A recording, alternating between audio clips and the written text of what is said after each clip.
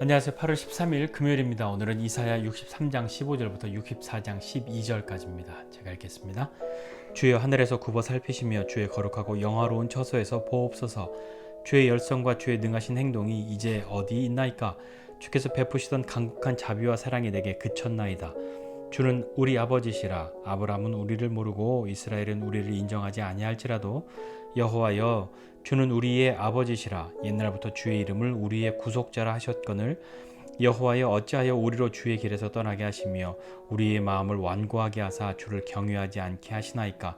원하건대 주의 종들 곧 주의 기업인 지파들을 위하사 돌아오시옵소서.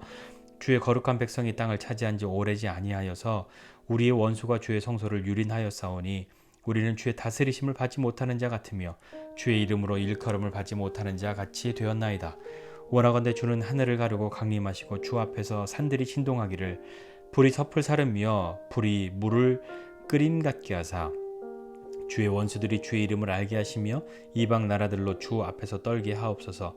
주께서 강림하사 우리가 생각하지 못한 두려운 일을 행하시던 그때에 산들이 주 앞에서 진동하였사오니 주 외에는 자기를 앙망하는 자를 위하여 이런 일을 행하시는 옛부터 들은 자도 없고 귀로 들은 자도 없고 눈으로 본 자도 없었나이다. 주께서 기쁘게 공의를 행하는 자와 주의 길에서 주를 기억하는 자를 선대하시거늘 우리가 범죄함으로 주께서 진노하셨사오며 이 현상이 이미 오래되었사오니 우리가 어찌 구원을 얻을 수 있으리이까? 무릇 우리는 다 부정한 자 같아서 우리의 의는 다 더러운 옷 같으며 우리는 다 잎사귀같이 시들므로 우리의 죄악이 바람같이 우리를 몰아가나이다. 주의 이름을 부르는 자가 없으며 스스로 분발하여 주를 붙잡는 자가 없사오니 이는 주께서 우리에게 얼굴을 숨기시며 우리의 죄악으로 말미암아 우리가 소멸되게 하셨음이니이다. 그러나 여호와여, 이제 주는 우리 아버지시니이다. 우리는 지늘기요 주는 토기장이시니 우리는 다 주의 손으로 지으신 것이니이다. 여호와여, 너무 분노하지 마시오며 죄악을 영원히 기억하지 마시옵소서. 구하오니 보시옵소서, 보시옵소서. 우리는 다 주의 백성이니이다. 주의 거룩한 성읍들이 광야가 되었으며 시온이 광야가 되었으며 예루살렘이 황폐하였나이다. 우리 조상들이 주를 찬송하던 우리의 거룩하고 아름다운 성전이 불에 탔으며 우리가 즐거워하던 곳이 다 황폐하였나이다. 여호와여, 일이 이러하거늘 주께서 아직도 가만히 계시려 하시나이까? 주께서 아직도 잠잠하시고 우리에게 심한 괴로움을 받게 하시려나이까? 아멘. 이사야 63장과 64장을 보았습니다. 오늘 읽은 말씀 가운데에 주는 우리 아버지시라 라고 하는 이 말이 3번 정도 나온 것 같습니다. 예, 신나는 찬양으로도 많이 불렀던 구절 같고요. 그렇게 되는데 여기에서 주는 우리 아버지시다 라고 하는 그 말을 어떤 의미로 했는지 한번 좀 생각해 보면 좋겠습니다.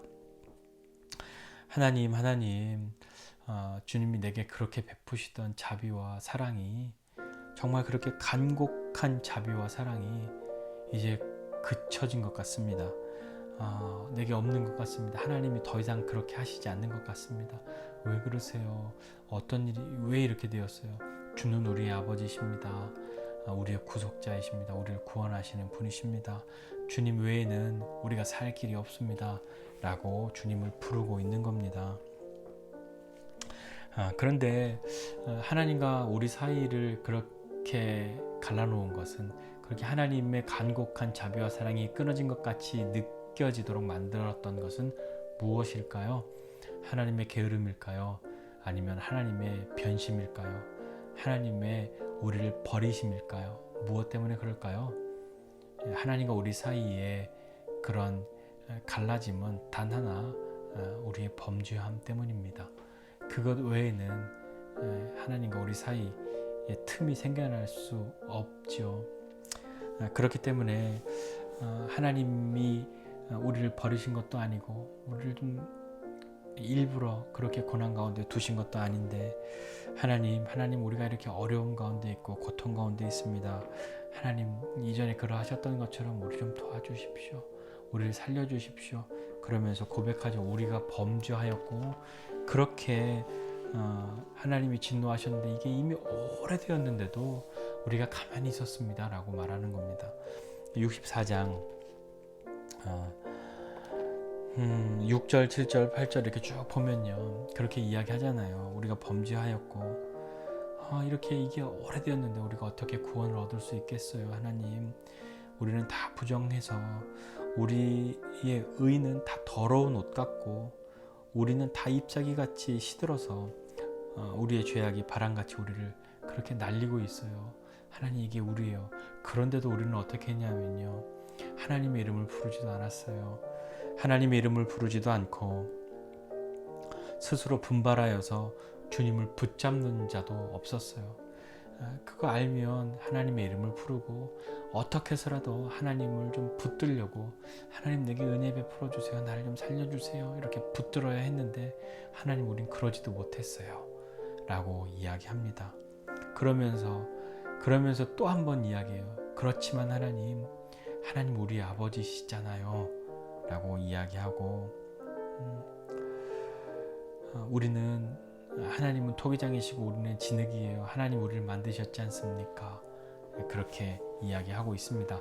하나님 우리를 이렇게 만들어서 우리가 이렇게 못났잖아요 라고 말하는 것이 아니라, 하나님 다시 한번 우리를 용서해 주시고 다시 한번 우리를 살려주심을 바라고 나가는 것은 하나님이 우리를 만드셨다는 것, 그것 때문인 거죠.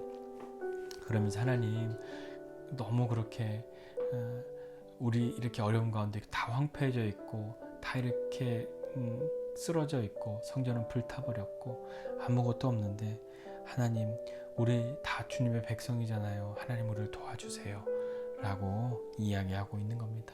이런데도 언제까지 가만히 계실 거냐고. 마치 하나님이 아무것도 안 하셔서 이런 일이 생겨난 것 같이 들려지는 그런 것 같이 보여지지만 그렇지 않습니다. 하나님이 그렇게 안 하셨기 때문이 아니라 범죄한 우리가 돌아서지 않았기 때문인 거죠. 그것 알고 이제 돌아가니 하나님 도와주십시오 라고 지금 그렇게 이야기하고 있는 겁니다. 우리는 하나님을 아버지라고 부릅니다. 오늘 이사야 말씀에도 주는 우리 아버지시라 이렇게 이야기하면서, 아버지는 자식을 어떻게 생각할까요? 아버지는 자식을 버릴 수가 없습니다. 부모는 자녀를 잊을 수가 없는 거죠. 그러니까 다시 한번 돌아설 수 있는, 돌이킬 수 있는 그런 이유가 있다면, 하나님이 나에게서 멀어진 것 같은 그런 느낌이 아니라, 하나님은 여전히 우리 아버지시라는 사실에 근거하고 하나님이 우리를 창조하셨다는 그 사실에 근거하고 있습니다. 그러니까 하나님 우리를 도와주세요. 한 번만, 다시 한번, 내가 아무것도 못하고 이렇게 오랫동안 범죄하고 그러함에도 불구하고 주의 이름 부르지도 않고 스스로 노력해서 분발해서 이렇게 살면 안 돼 하고 하나님의 은혜를 구하고 나갔어야 하는데 그러지도 못했지만 하나님 좀 도와주세요 라는 것이 지금 이 시대를 살고 있는 우리의 마음과 크게 다르지 않지 않습니까? 우리가 하나님 아버지라고 부르는데 그 아버지 이미지가 어떠합니까? 우리가 경험한 우리 육신의 아버지에 대한 어떤 그런 경험과 기억들 때문에 하나님 아버지라고 하는 것에 대해서도 혹시 어려움을 갖고 계시진 않습니까? 제가 좀 그랬거든요. 그래서 아주 오랫동안 그런 오해 속에 살다가 저도 어떤 계기가 있어서 하나님 아버지 되심에 대해서 새롭게 경험하고 조금 달라진 삶을 살게 된 사람 중에 한 사람입니다. 그렇지만 여전히 어렵습니다. 뭐가 어렵냐면 제가 아버지잖아요. 그게 되게 어렵습니다. 나 때문에 우리 아이들이 하나님에 대한 오해나 어려움을 갖지 않아야 하는데 혹여 내가 여전히 그러한 것만 같아서 참 어렵습니다. 네, 여러분은 어떠세요? 부모이신 분들 어떠십니까? 오늘 우리는 믿음으로 나아가야 합니다. 어떤 믿음으로 나아가야 하냐면 하나님이 우리 아버지시다라는 것이죠. 그런데 내가 경험한, 나에게 아픔을 준, 나에게 아쉬움을 안겨준 그런 아버지가 아니라, 그런 아버지와 같은 분이 아니라 정말 우리 하나님은 좋으신 아버지시다 라는 것을 믿고 나아가는 거죠. 내가 경험해보지 못했던 그런 좋으신 아버지라는 것, 이제 그러니 하나님의 아버지 되심을 경험하게 되는 우리가 되기를 소원하고 바라면서 하나님 앞에 나아가야 하지 않겠습니까? 자녀의 특권이 있습니다. 많이 있지만 하나님께 아버지시니까 뻔뻔하게 다시 한번 용서를 구하고 받아주심을 바라고 그렇게 갈 수 있지 않겠습니까? 오늘 저와 여러분이 하나님이 어떤 분이신지 다시 한번 알고 하나님의 아버지 되심을 알아서 우리의 믿음에 한 걸음 진보가 있었으면 좋겠습니다. 그게 뭐 갑자기 그렇게 오늘 제가 그런 일이 있으면 좋겠습니다 라고 해서 생겨나지 않을 수 있지만 그러나 한 걸음 한 걸음 나아가면서 하나님의 아버지 되심을 경험하고 정말 주님이 좋으신 아버지라는 것을 경험하는 저와 여러분 모두가 되면 참 좋겠습니다. 그래서 그 아버지의 사랑을 경험하고 그 사랑을 흘려보낼 수 있는 저와 여러분 모두가 되시기를 주님의 이름으로 축복합니다. 기도하겠습니다. 하나님은 정말 우리의 좋으신 아버지이십니다. 그 아버지를 아버지라 부르고 그 아버지의 자녀로 우리를 불러주셔서 감사합니다. 하나님, 정말 그 자녀된 권세 우리가 누리게 하여 주시고 믿음으로 주님 앞에 나아가고 정말 아버지와 친밀한 그런 사귐건으로 나가는 아버지의 자녀 그리고 주의 백성 되어지도록 주님 은혜를 베풀어 주십시오. 그렇게 하나님의 사랑 깊이 경험하여서 그 사랑 나눌 수 있는 믿음의 사람들이 다 되기를 바라고 구하오니 우리에게 은혜 베풀어 주십시오. 감사드리고 예수님의 이름으로 기도드립니다. 아멘.